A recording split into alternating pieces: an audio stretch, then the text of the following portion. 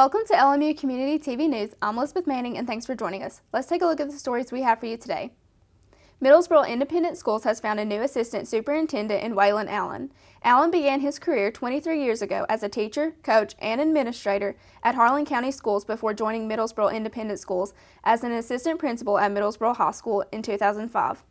Allen has said, "I hope to support the efforts of the district by recruiting and retaining effective personnel, support efforts to research innovative ideas and resources, promote leadership capabilities, and encourage and support parental involvement efforts and strategies at the school and district level." Lincoln Memorial University DeBusk College of Osteopathic Medicine welcomed the class of 2021 on July 24th. LMU DCOM received 4,832 applications for the class of 2021 and only admitted over 225 students. LMU DCOM Dean Brian A. Kessler said, "The class of 2021 has already impressed me with their enthusiasm and passion for learning, service, and medicine. I can't wait to see how these future doctors will serve our community and region as they grow into future leaders in healthcare." The class of 2021 includes 116 students from the immediate tri-state region of Tennessee, Kentucky, and Virginia, meeting its goal to serve the Appalachian region. The remaining members of the class include people from all over the United States and Canada. The ages of the class range from 20 years of age to 44. Lincoln Memorial University Women of Service will be having its annual fashion show located in Tex Turner Arena on August 17th. The fashion show will be in its third year. All the proceeds will go to the Women of Service initiative to provide scholarships for LMU students. Sheila Cosby, Senior Director of Alumni Services, says we have been able to award 7 scholarships from the events we've had. The Tex Turner doors will open at 6 p.m. for the event, so people will be able to look at the different vendors. The fashion show will be at 7 p.m. and at 8 p.m. you can visit the vendors. The event will feature stuff from Lily Pulitzer, Janice Ann's Fashion, Belk, Signatures, Talbot's, Crater City Boutique, Christopher and Banks, Cato, and LuLaRoe.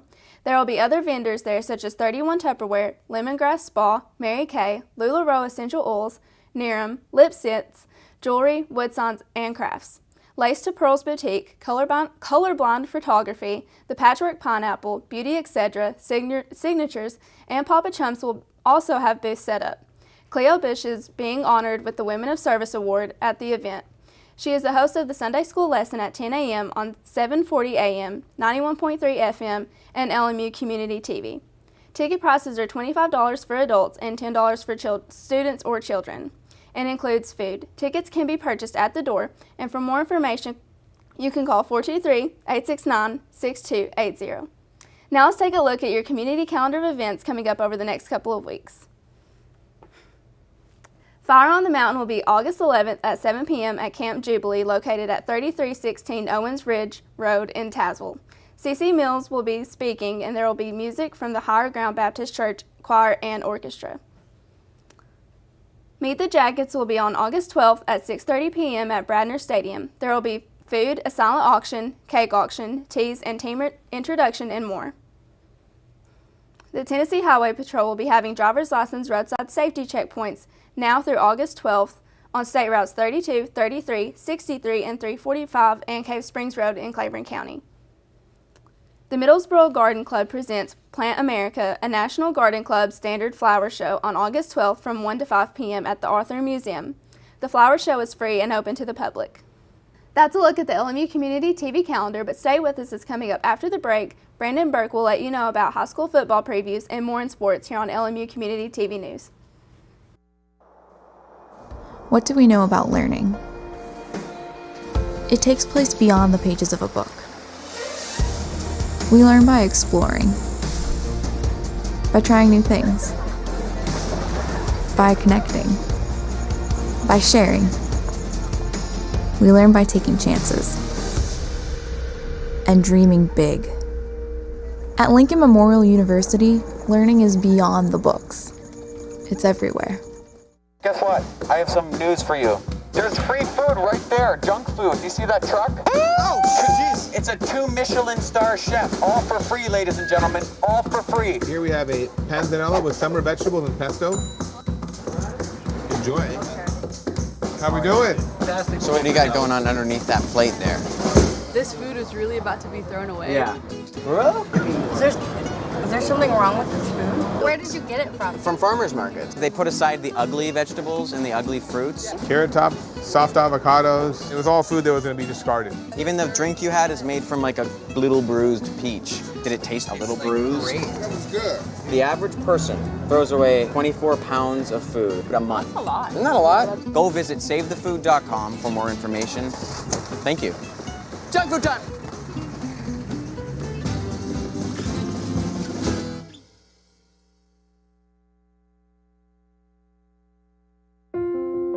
I love taking care of my mom. It wasn't easy at first. She learned how to better communicate her needs. And you learned how to not ignore yours. I discovered how to make healthier meals. And I discovered how much I enjoyed them. Becoming a caregiver is a learning experience for everyone. Find articles, tips, and tools from experts and others who have been in your place. The Caregiving Resource Center at aarp.org/caregiving. Welcome back. As LMU Community TV Sports continues our preseason coverage of the upcoming 2017 high school football season, it is time for the next squad in the tri-state area to grab the spotlight ahead of the hotly anticipated opening kickoff that for most is now just a week away. After highlighting several teams from around the region representing the states of Tennessee and Virginia, we continue the bluegrass state of Kentucky's preseason coverage with the Yellow Jackets of Middlesboro High School. It was a rough fall in 2016 for MHS as the Yellow Jackets struggled throughout the course of the regular season, finishing with a not-so-impressive 1-9 overall record and a quick exit in the postseason playoffs. After only coming away with one victory in 2015, Middlesboro aimed to post stronger numbers at the start of last year, but fell into an 0-2 hole before notching their first and only triumph of 2016 the following week, besting Pineville by a touchdown. The regular season campaign, unfortunately for the Yellow Jackets, fell downhill for the remainder of the season, as Middlesboro dropped their final 7 outings of the regular season before Leslie County ended MHS's 2016 woes with a 44-26 W, officially ousting the Yellow Jackets from the postseason. In the last 2 go-arounds for Middlesboro, the Yellow Jackets have only grasped 2 total victories and will look to effectively turn the page this coming fall and start fresh again for head coach Zach Massengill. LMU Community TV caught up with Coach Massengill at a local event earlier in the week, discussing Middlesboro's practice happenings ahead of the 2017 kickoff.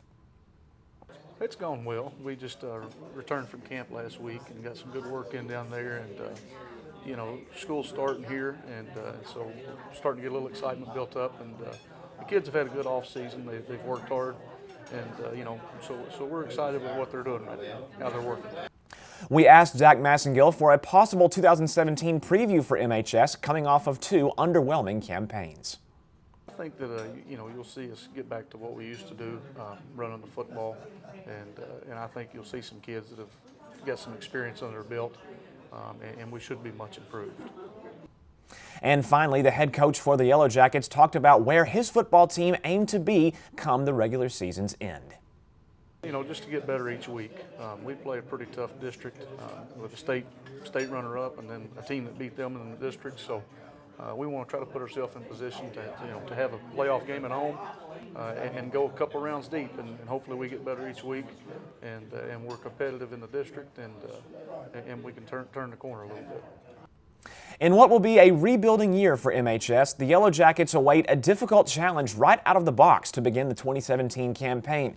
3 consecutive road trips loom over Middlesboro for the first 3 contests of the fall, as Bell County hosts the Yellow Jackets next Friday, August the 18th, while Claiborne and Clay County welcome in Middlesboro the following 2 weekends. MHS will at last have the opportunity for a home meeting the next 2 Fridays when Harlan and Pineville, the lone squad to fall to the Yellow Jackets in 2016, visit Middlesboro before yet another road trip awaits on September the 22nd for a matchup with South Laurel.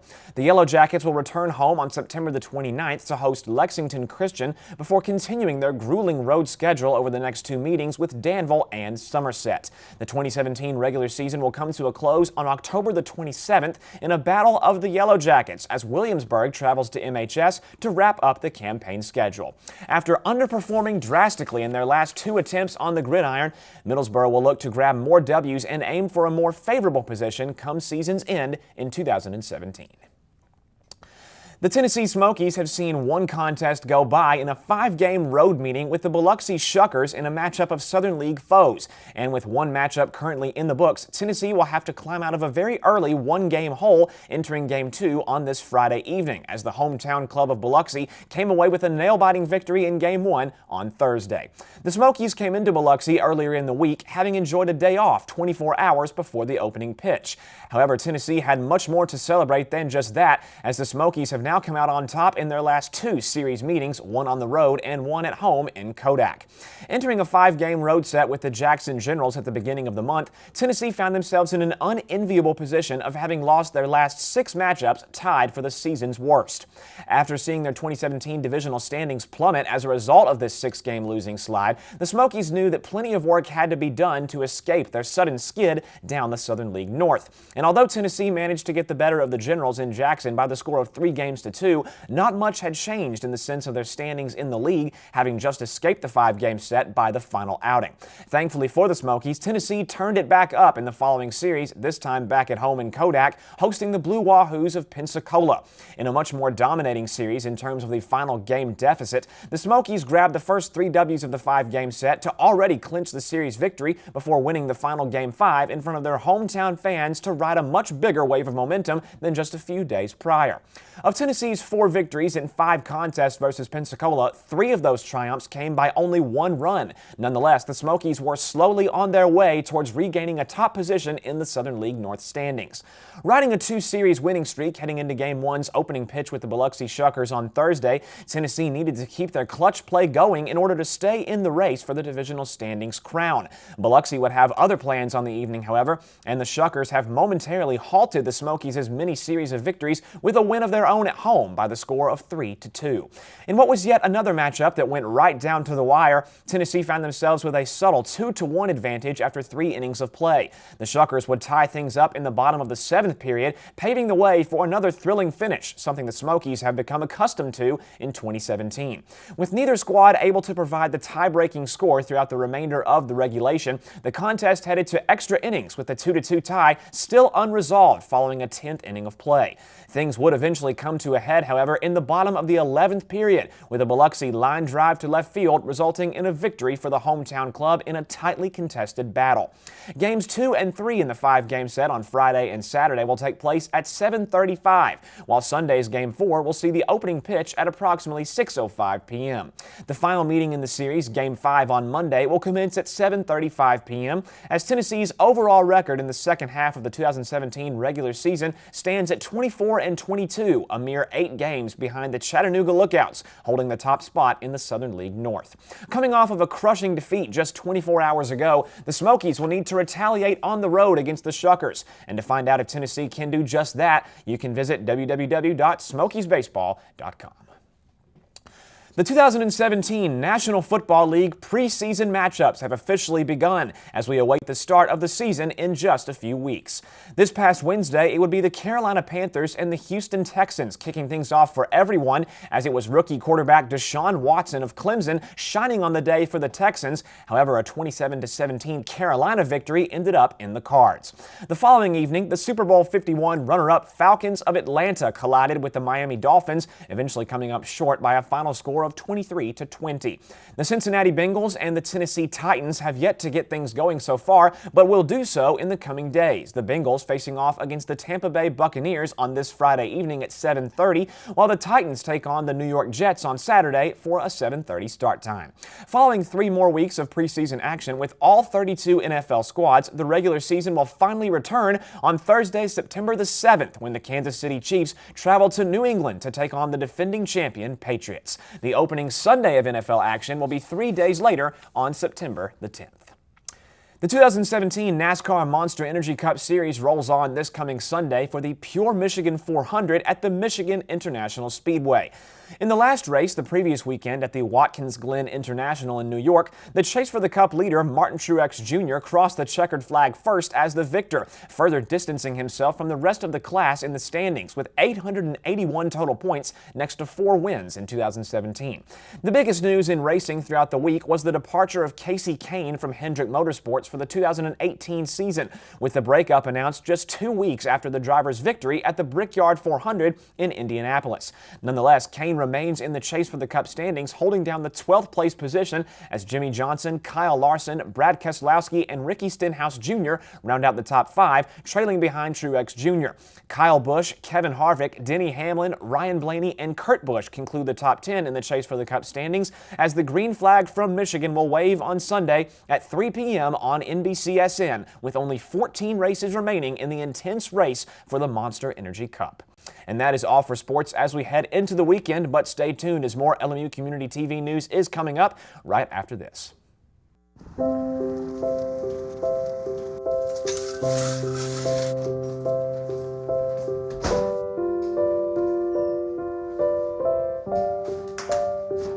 I like to eat apples and bananas. I want to eat apples and bananas. I need to eat apples and bananas. Why can't I eat apples and bananas?